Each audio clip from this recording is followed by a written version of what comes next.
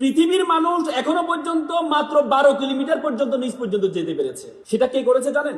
1970 সালে Soviet union. তারা চিন্তা করলো তারা পৃথিবীর নিচে যাবে, কারণ তারা জানে পৃথিবীর নিচে হচ্ছে কি, আমাদের বরাবর নিচে হচ্ছে কি আমেরিকা।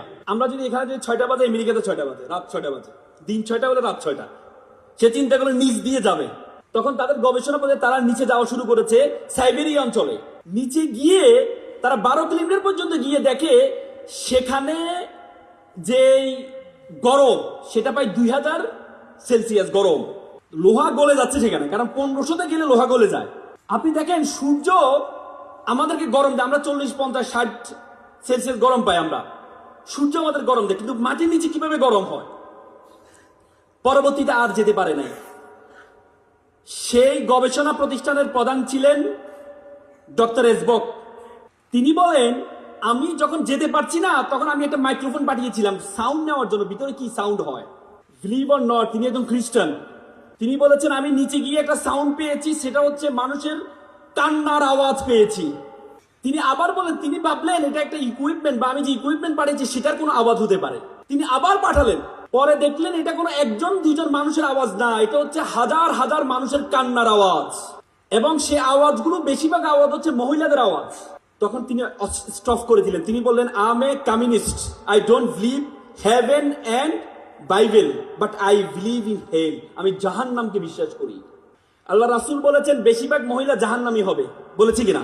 এবং আমরা জান্নাতের ইল্লিন আর সিজ্জিন, ইল্লিন হচ্ছে যেখানে আমরা মৃত্যুবরণ করার পরে আমাদের বডিটাকে, আমাদের রুহটাকে ইল্লিনে নেওয়া হয়।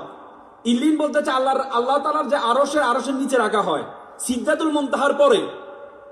আর সিজ্জিন, সিজ্জিন বলা হয়, সিজ্জিন হচ্ছে জাহান্নামের টুকরা, যেটা হচ্ছে জাহান্নামের সর্বশেষ জায়গাটা সিজ্জিন। আব্দুল্লাহ ইবনে আব্বাস আল্লাহ রাসূলের চাচাতো ভাই ছিলেন। আল্লাহ রাসূলের চাচাতো ভাই আব্দুল্লাহ ইবনে আব্বাস বলেছেন সিজ্জিন হচ্ছে পৃথিবীর সর্বশেষে অবস্থিত, মানে পৃথিবীর নিচে অবস্থিত সিজ্জিন। তার মানে জাহান্নাম হচ্ছে পৃথিবীর নিচে অবস্থিত। আপনি চিন্তা করতে পারেন যে হাদিস এবং সূরা নূহতে বলা আছে যে আমি ফেরাউনকে আমি সাগরে ডুবিয়েছি, নদীতে আমি পানিতে ডুবিয়েছি, ডুবানোর পরে তাকে আমি জাহান্নামে নিক্ষেপ করেছি। তার মানে নিচে গিয়েছে, নিচে থেকে জাহান্নামে কিভাবে যায়? তার মানে আমাদের পৃথিবীর নিচে যে আগুন আছে সে আগুনের সেলসিয়াস বিজ্ঞানীরা বলেছেন 6000 সেলসিয়াস গরম।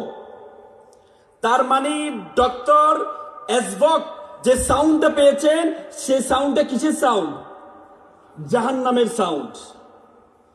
বিশ্বাস করেন আমি যখন এই থিসিসটা পড়লাম, বিশ্বাস করেন আমি আমার চোখের পানি ধরে রাখতে পারি নাই যে আমরা পৃথিবীর এত জায়গায় গিয়েছি, আমরা উপরে আকাশ আসমান এত জায়গায় গিয়েছি, কিন্তু আমরা পৃথিবীর নিচ পর্যন্ত এখনো যেতে পারি নাই। মাত্র 1%, পৃথিবীর ব্যাসার্ধের মাত্র 1% থেকে কম আমরা নিচে যেতে পারি, তার নিচে যেতে পারি নাই। তার মানে আল্লাহ তাআলা যে আমাদের জন্য জাহান্নাম রেডি করেছেন, আমাদের জন্য জাহান্নাম প্রস্তুত করেছেন, সেটার প্রিপারেশন আমাদেরকে নিতে হবে, সেটা প্রিপারেশন আপনাদেরকে নিতে হবে। এজন্য আপনাদেরকে এখানে বলেছেন আল্লাহ তাআলা আল্লাহ রাসূলকে প্রথম যে উপদেশটা দিয়েছেন সেটা হচ্ছে ইকরা, পড়ো। আপনি যদি জানেন, আপনি যদি পড়েন, এবং হিন্দু ধর্মের যে বেদ, ঋগ্বেদ, যজুর্বেদ, অথর্ববেদ, সমবেদ, পুরাতন সবচেয়ে পুরান সে বেদ শব্দের হচ্ছে যে জ্ঞান। আপনি যত বেশি জ্ঞান অর্জন করতে যাবেন, যত বেশি পড়তে যাবেন, আল্লাহর সৃষ্টি সবকিছু সম্বন্ধে আপনার সবচেয়ে বেশি ধারণা তৈরি হবে।